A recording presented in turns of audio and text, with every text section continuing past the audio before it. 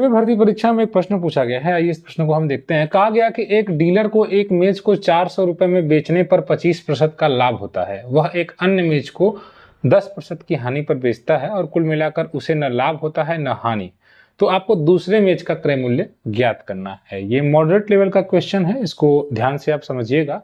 यहाँ पर दो मेज हैं, एक को जब बेचा जा रहा है तो उस पर लाभ हो रहा है 25% का।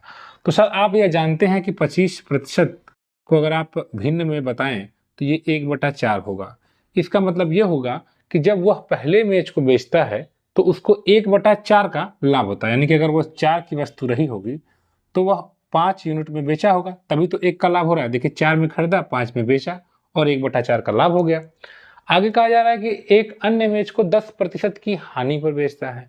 तो 10% का मतलब 1/10, यानी कि 10 की कोई चीज रही होगी तो 1 रुपए की हानि पर बेचा, यानी कोई चीज अगर 10 रुपए की रही होगी तो वह 9 यूनिट में बिकी। ठीक है, आगे कहा जा रहा है कि और कुल मिलाकर उसे न लाभ होता है न हानि होती है। तो आप इसी चीज से अपने समीकरण को संतुष्ट करने का प्रयास किया करिए जब ऐसे सवाल आते हैं। जैसे यहाँ पर आप देख लीजिए, 4 से 5 में +1 हो रहा है और 10 से 9 में -1 हो रहा है। तो आपको क्या हो रहा है, आप कहेंगे सर मेरे यहाँ भी न फायदा हो रहा है ना नुकसान हो रहा है। तो इसका मतलब आपका रेशियो और प्रश्न की जो भाषा है वो बिल्कुल समान है, आपको समान करने की जरूरत ही नहीं है। 4 यूनिट की चीज 5 यूनिट पर जा रही है पहले, दूसरी 10 यूनिट की चीज 9 यूनिट पर जा रही है, और इस पूरी प्रक्रिया में आपको भी न लाभ हो रहा है ना हानि हो रही है। 10 और 4 14 यूनिट और 9 5 14। अब आप कहा जा रहा है कि दूसरे मेज का क्रय मूल्य ज्ञात करिए। दूसरे मेज का क्रय मूल्य आपको 10 यूनिट यहाँ पर दिखाई दे रहा है, इसी की वैल्यू आपको निकालनी है। क्या इसमें किसी की वैल्यू दिया है एग्जामिनर ने? हाँ, 400 रुपए में बेचा जा रहा है पहली वस्तु को, तो 25% का लाभ हो रहा है। तो यहाँ पर कितने में बेच रहे हैं? 5 यूनिट में।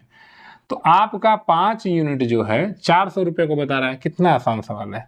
आपका 5 यूनिट 400 रुपए को हकीकत में बता रहा है, तो आपका 1 यूनिट किसको बताएगा?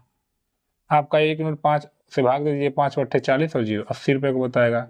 और उन्होंने आपसे पूछा कि दूसरे मेज का क्रय मूल्य, तो आप दूसरे मेज का क्रय मूल्य 10 यूनिट है, और 10 यूनिट की वैल्यू निकालने के लिए 1 यूनिट की जो वैल्यू है उसमें गुणा कर देंगे 10 से।